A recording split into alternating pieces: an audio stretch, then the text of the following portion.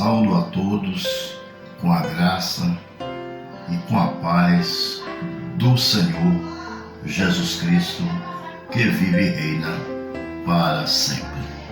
Quero neste momento estar agradecendo a Deus por tudo que Ele tem feito em nossas vidas, pela sua benevolência, pelas suas provisões, por tudo aquilo que Ele tem nos dado no dia a dia, pela sua rica salvação, pela sua rica graça, que é o favor imerecido. Nós não merecíamos, mas o Senhor nos deu pela sua misericórdia. Eu quero neste momento agradecer a Deus por isso. Quero também agradecer a você que é ouvinte do meu canal, Pedir a você que inscreva-se. Pois bem, agradecer a você que é ouvinte do meu canal. Sejam muito bem-vindos. Quero trazer uma palavra que se encontra no livro de João, capítulo de número 1, a partir do versículo de número 1, que diz o seguinte: no princípio era aquele que é a palavra. Estou usando a Bíblia Nova Internacional, a NVI, viu? Estou usando a NVI, que é a versão mais nova, No princípio era aquele que é a palavra. Ele estava com Deus e era Deus. Amém? Ele estava com Deus no princípio. Então veja o versículo de número 1 do capítulo 1 de João, que trata do próprio Jesus Cristo, que é o verbo e que é a palavra, A Bíblia diz que o verbo se fez carne e habitou entre nós. Amém? O verbo é Jesus Cristo. Jesus Cristo é a palavra.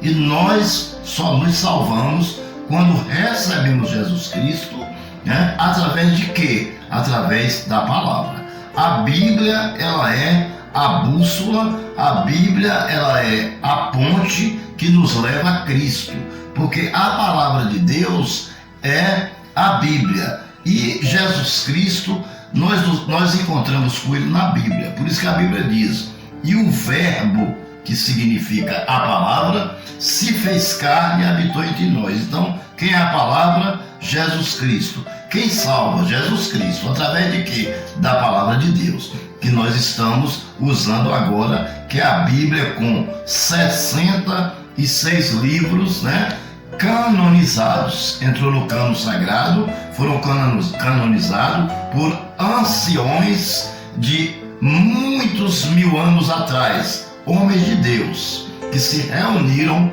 e canonizaram os livros. O livro de João entrou no cano sagrado. Pois bem, no princípio era aquele que é a palavra. Quem é? Jesus Cristo. No princípio, Jesus Cristo já existia, Jesus Cristo sempre existia. Lá no capítulo 1 do livro de Gênesis diz: no princípio criou Deus o céu e a terra, Quando Deus criou o céu e a terra, Jesus Cristo já estava com ele. Era o seu Filho unigênito. Durante todo o Antigo Testamento, Jesus Cristo esteve com o seu Pai. O seu Filho único, ou seu Filho unigênito, E foi preciso que o Senhor enviasse ele à terra para que ele morresse, se fizesse carne, Ele se despiu das suas vestes reais, usurpou, ou seja, deixou de ser Deus, usurpou de ser Deus e se colocou no lugar de servo, se tornou carne humana como nós, e por um motivo muito especial, que nós devemos agradecer todos os dias a Ele, para nos salvar, Ele tinha que passar por tudo que nós passamos. Todo o processo que um ser humano passou na terra, Jesus Cristo também passou por esse processo. Por quê?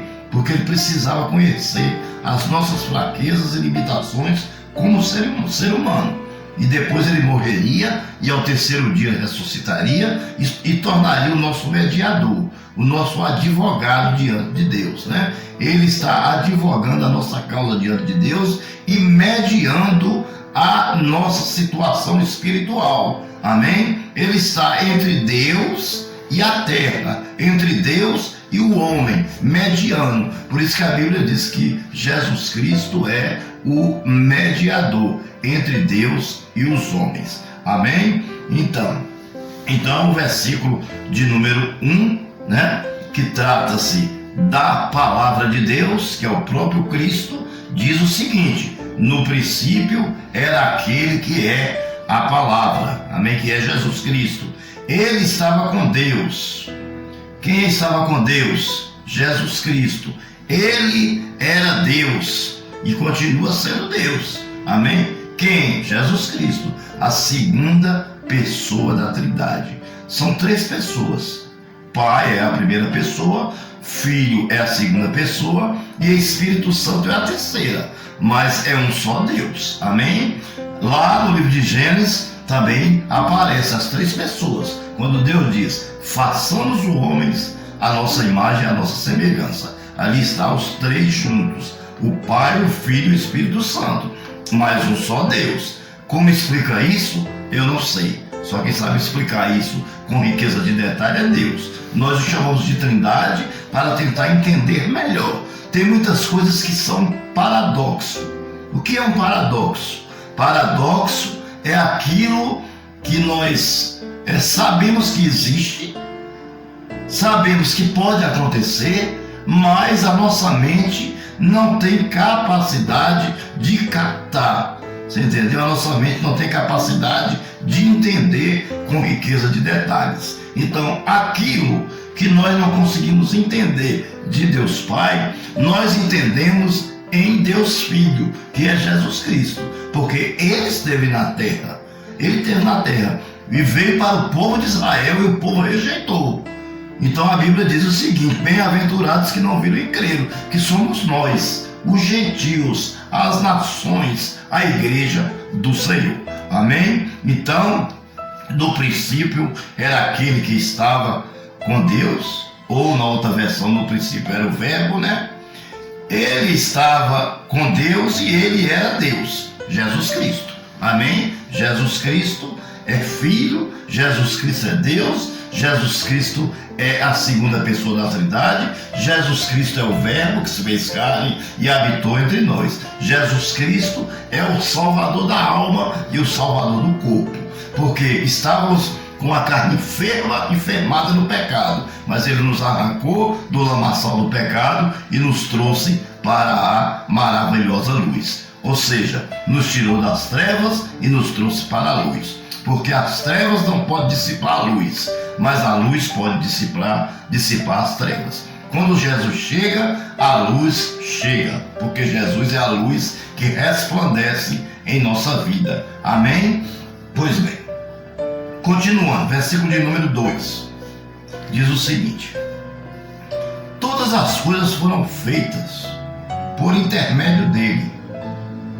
Sem ele, nada do que existe teria sido feito. Amém? Versículo de número 3. Todas as coisas foram feitas por intermédio dele. Sem ele, nada do que existe teria sido feito. Por que o Senhor Deus Pai, ele relata esse versículo? Tudo que Deus Pai fez, ele fez para o Filho, por intermédio dele e para ele. Por quê? Porque ele encarou uma morte, um calvário de 18 horas, chicotada com 3 pontas no chicote, e cada ponta ossos de carneiro, para bater e puxar bem de leve, para matar Jesus aos poucos, para fazer Jesus sofrer. Então, 39 mais uma chicotada ele levou, sem contar a coroa de espinho em sua cabeça. Ele merecia uma coroa de ouro cravejada de diamante, mas colocaram uma coroa de espinho em sua cabeça. Ele pediu água e deram vinagre, ele recusou. Ele foi esbofeteado, pregaram cravos em suas mãos e em seus pés, e traspassaram uma lança de um lado para o outro em Jesus, onde saiu sangue e água. Então veja o sofrimento que Jesus passou pela humanidade pecaminosa que existe hoje. Ele levou todas as nossas dores, enfermidades e pecados. Entraram em Jesus. Agora, será que ele merece todas as coisas ou não? Por um sacrifício desse que ninguém jamais o faria. Por isso que o Senhor disse: todas as coisas foram feitas por intermédio dele. Sem ele, nada do que existe teria sido feito. Amém? Porque só ele merece toda a honra, toda a glória, todo o louvor, toda a adoração. Amém? Todo o reconhecimento como Senhor e soberano em nossas vidas. Não há outro que tem esse reconhecimento. Mas ninguém pode ser adorado. Só o Senhor Jesus Cristo. Amém? Pois bem. Continuando. Vamos lá. 4. Nele estava a vida. E essa era a luz dos homens. Que vida é essa que estava nele? Vida eterna. Vida eterna. Salvação. Nós estávamos no mundo. Porque nós nascemos do pecado. Claro. Se morrêssemos criança, herdaríamos a salvação. Porque uma criança não tem entendimento do que é certo e do que é errado. Então Deus não vai punir uma criança, porque Deus não é injusto. Mas após nós nos tornamos adultos e temos o conhecimento do que é certo e do que é errado, nós temos a consciência que nascemos de Adão.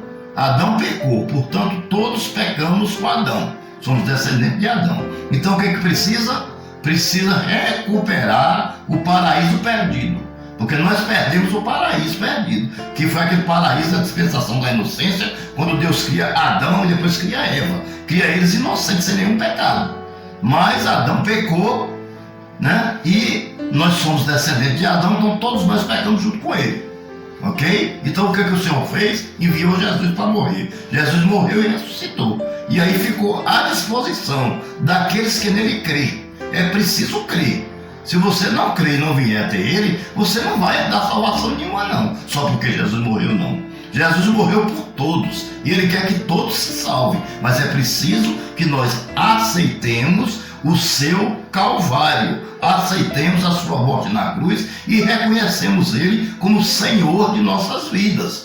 É aquela coisa, nós vamos ter que renunciar a tudo que não presta, a tudo que está enfermando a nossa carne, que vem lá do mundão, do pecado, né? Que é administrado pelo príncipe desse mundo, que é o diabo. O próprio Jesus chamou o diabo de príncipe desse mundo. Portanto, todo príncipe ele tem um principado. O diabo tem um principado. Só que o principado do diabo é para a maldade. É para levar você para a perdição. É para levar você para o fogo eterno. É para levar você para o Hades. É para levar você para o lago de fogo que arde com fogo e enxofre, e que é a segunda morte, e que é o sofrimento eterno. Porque o corpo volta para a terra de onde veio, o espírito volta para Deus, porque eu sopro em sua narina. Agora a alma, meu filho, aí é que está o grande problema. A alma ela vai para 2 lugares.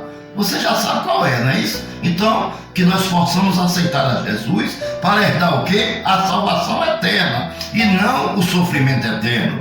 Porque no reino de Deus, gozo eterno, mas no Hades, inferno, prisão, por enquanto, é sofrimento eterno. E depois seremos julgados. Aqueles que perderam a salvação serão julgados para ser condenados.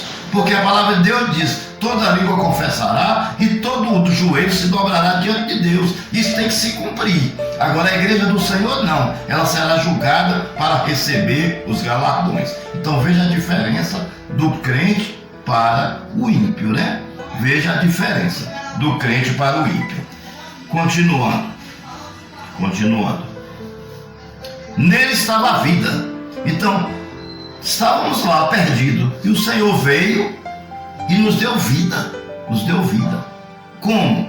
Ele nos arrastou da mão do diabo, com mão forte e poderosa, certo? Nos tirou do charco de lodo, nos tirou do lamaçal do pecado, amém? E nos deu vida eterna. No momento em que nós chegamos e recebemos Jesus, levantemos a nossa mão e dissemos: Senhor, eu te confesso como meu Salvador. Naquele momento ali, os seus pecados foram lançados no mar do esquecimento, automaticamente. Agora vai começar um processo novo na sua vida. Primeiro o quê? O processo de regeneração, que é uma limpeza que Deus faz por dentro e por fora do homem. Depois, Deus vai justificar o homem. Aos olhos de Deus, ele se torna uma pessoa justa, porque recebeu Jesus. Jesus é suficiente para tirar os nossos pecados e nos salvar. Basta só uma vez, não precisa ser como o Antigo Testamento, que sacrificava animal todo ano para descontar os pecados dos povos. Não, é uma vez só. O sacrifício de Cristo é eficaz. Agora, vai ter um processo, que é o processo de santificação. Esse dura até a vinda do Senhor. Nós temos que estar sempre amortizando o pecado da carne, e certamente viverei, porque ainda nós tendo o Espírito Santo dentro de nós, porque aceitamos Jesus, automaticamente o Espírito Santo faz parte da nossa vida. Tudo que é ruim, tudo que é demônio, tudo que não presta, cachaça, cigarro, bebida, pecado de prostituição, toda mancha preta que está dentro de nós é lançado fora. Mas vai haver um processo. Não tem aquele negócio, uma vez salvo para sempre. Isso não é verdade. Tem um processo que é chamado processo de santificação. Dia após dia temos que estar nos santificando na presença do nosso Deus. Amém? Esse aí é o processo de santificação que o Senhor coloca para nós, para que nós cumpramos isso. Claro, vamos pecar? Vamos. Aquele que não tiver pecado é mentiroso. A Bíblia diz: quem não tiver pecado, que atire a primeira pedra. Mas somos um pecador remido, porque fomos justificados por Jesus e agora nós temos o Espírito Santo em nós. Ou seja, aqueles pecados de uma gravidade, daquela gravidade maior, nós não pecamos mais. Mas nós ainda somos sujeitos e vulneráveis ao pecado. Mas, assim como Jó, assim como Abraão e outros homens de Deus, vamos estar sempre procurando nos desviar do pecado. Por quê? Porque conhecemos isso aqui, que é a palavra de Deus, que é o próprio Deus. Amém? Então, ela vai nos orientar. Quando a carne desejar pecar, ela entra na nossa mente, no nosso psique, e aí ela diz: não, isso aqui não vou fazer não, porque isso aqui está errado. Então, é a carne lutando contra o espírito. Através de quê? Da nossa mente. Porque nós vamos pensar e vamos lembrar o que sofremos lá no mundo anteriormente, e agora estamos tão bem na presença do Senhor, por que nos desviarmos de novo? Não, de forma nenhuma. Vamos sempre procurar estar desviando daquelas coisas que não mantém a nossa comunhão com o nosso Deus. Amém? Pois bem, vamos lá. Versículo de número 4, nós estamos, Nele estava a vida, e esta era a luz dos homens. Ou seja, aquela escuridão que você vivia antes, que era as trevas, onde habita o diabo. Nós antes trabalhávamos com o diabo. A gente passava o mês todo trabalhando, e muitas vezes chegava numa noite só, gastava o dia todinho, no outro dia estava com a cabeça quente, tomando dinheiro emprestado para poder fazer compra para dentro de casa. E você acha que isso é uma vida correta? Isso é uma vida digna de um ser humano? Claro que não. Então o que aconteceu? Veio a luz, Veio a luz para o quê? Para iluminar a nossa vida. Ela é a luz do mundo. A palavra de Deus, Jesus Cristo, o Verbo, é a luz do mundo. Só através dela nós podemos alcançar a nossa salvação. Não existe outra forma. Não existe mais ninguém, outro meio que podemos alcançar a nossa salvação. Só em Cristo Jesus, que é o Verbo que se fez carne, que é a palavra. Amém? Pois bem. 6. surgiu um homem enviado por Deus chamado João. Ele veio como testemunho para testificar acerca da luz, a fim de que, por meio dele, todos os homens crescem. Então, João veio primeiro, é o precursor, né? João é o precursor, né? Ele veio para anunciar a vinda de Cristo. Ele anunciou a vinda de Cristo. E em seguida, logo em seguida, demorou pouco tempo, o Senhor Jesus aparece no Jordão para ser batizado. É quando ele diz: eu não sou digno nem de desatar as correias das suas alpercatas, e tu me pede para ser batizado. Mas Jesus, para cumprir-se a sua humildade e deixar como exemplo para que nós também fôssemos humildes, ele disse: não, é necessário que seja assim. Então ali Jesus se batiza com 29 anos de idade. É por isso que nós evangélicos não somos a favores do batismo de criança. Nem somos a favores e nem somos contra. Nós simplesmente não usamos essa prática, porque nós evangélicos vamos pela Bíblia, o que a Bíblia está falando, né? E eu creio que as outras denominações também vão, né? Eu creio também que vão, creio que usa a Bíblia, né? Eu creio que lá eles veem Jesus sendo batizado com 29 anos, né, de idade, porque você já tem capacidade de escolher o que você quer. Assim, você estaria anulando o livre-arbítrio que Deus nos deu, né? Deus deu o livre-arbítrio ao homem. O homem tem o direito de escolha. Você entendeu? Então, Jesus se batiza com 29 anos. E uma criança, quando nasce, ela é levantada aos céus e apresentada a Deus. Simeão, já velhinho, sacerdote da verdade em Israel, esperou Jesus nascer. Quando Jesus nasceu, ele pegou Jesus nos braços, suspendeu para o céu e disse: agora já posso partir em paz, porque já vi a salvação. E apresenta Jesus a Deus. Amém? Então veja que coisa linda, né, irmãos? Enquanto tanto sacerdote, ricos, milionários, com as melhores casas naquela época, lá em Jerusalém, não teve a capacidade de apresentar Jesus Cristo, porque vivia em pecado, pregava para enriquecer ilicitamente. Então, para nós encerrar essa primeira parte, eu quero dizer a você no versículo 8 o seguinte: ele próprio não era a luz, mas veio como testemunho da luz. Amém? Nós vamos parar aqui. Ele próprio não era a luz, João Batista não veio, ele veio para proclamar da luz. Então muitos achavam que João Batista era o Messias, mas João Batista disse: não, eu próprio não sou a luz, eu vim para preparar o caminho, porque eu batizo com água para arrependimento de pecado, mas o que vem depois de mim, esse batizará com o Espírito Santo e com fogo. Ou seja, da mesma forma que o Senhor Jesus tem poder para salvar, para libertar, ele também tem poder para condenar. Isso aqui, a Bíblia Sagrada, é a lei de Deus. Ela tem poder para salvar, mas ela também tem poder para condenar. Se você obedecer, ela salva. Se você desobedecer, ela condena. É igual a lei dos homens. Se você desobedecer, a polícia vem na sua porta para te prender, para você pagar a sua pena. Mas se você vive uma vida correta aqui na terra, ninguém nunca vai vir lhe incomodar de forma nenhuma. Ninguém nunca vai ver nada de errado em você. Você será irrepreensível diante da lei. Então você também deve ser irrepreensível diante da lei de Deus.